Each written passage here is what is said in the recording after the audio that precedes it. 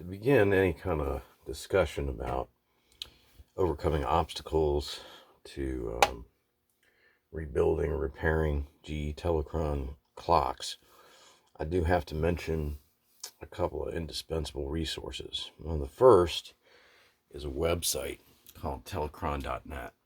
And if you haven't found it already, it's outstanding, and it goes through all different periods of Telechron and their production, and has a picture of every model, the name, and also some other information.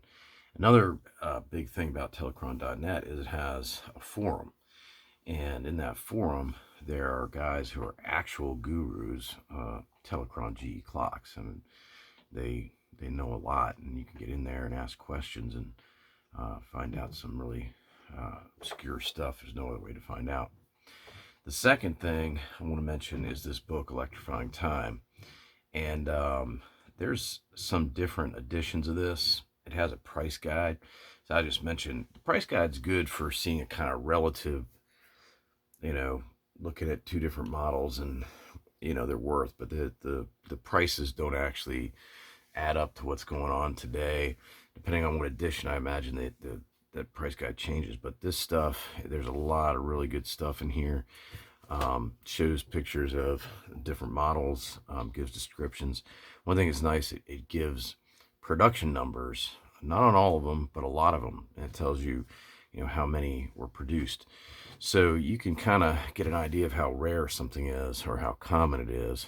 Look at this, 1927 to 30, 455 radio, 7,670 sold. You compare that to a model 431 Modernique, 1,570 sold. So that's kind of the difference there, and you can compare using the production numbers. Talking about sometimes, oddly enough, things that have high production numbers are really hard to find. But I can't recommend this book strongly enough. There's also a really great section in the back of it with tips on how to repair and restore, and so that's a nice guide to have as well. And the third thing I'd recommend is clockhistory.com. And clockhistory.com has this 1950s parts catalog in it, which is like a cipher that answers so many questions.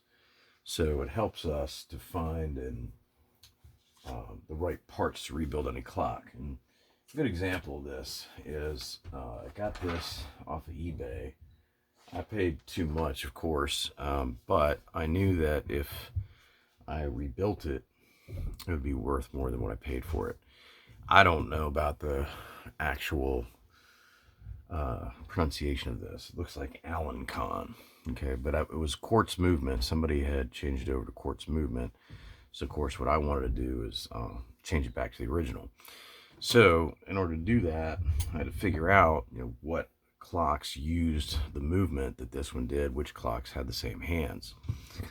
So I went to clockhistory.com, to the parts catalog, and here it's giving all the numbers, the catalog number for all the parts in it. And what I did was I looked at everything that's inside this clock, and then I looked for it, see if any other models had it. And it turns out that the same movement was inside the 5H66 overseer. So the next thing I want to do now, I could take an overseer and I could just decommission it and take its guts out. I do have one, but I think that would be a shame to do that. So what I did is I just was on the lookout for any parts clocks, any overseer parts clocks, and actually one came up on eBay. This one I can't restore back to the way it was, but that movement in there is what I need for my Alencon. Now my only problem is finding the hands for it. I used my great powers of deduction to figure out that when we look at the hour and minute hands, here for the overseer. The prefix is the same for the hands. This is 59 and it's gold. I figured out that they use the same hands for a number of different clocks, but they have a different number, different catalog number, depending on whether they were chrome, gold, or white, ivory. So these hands are saying 60, but they're the same as the ones on the overseer. So if I could get a pair of hands that are 59, I could paint them ivory possibly, and put them on my Allen con to complete it. So there's also some other clocks out there that use the same hands that were gold, like the Helper, it's an alarm clock.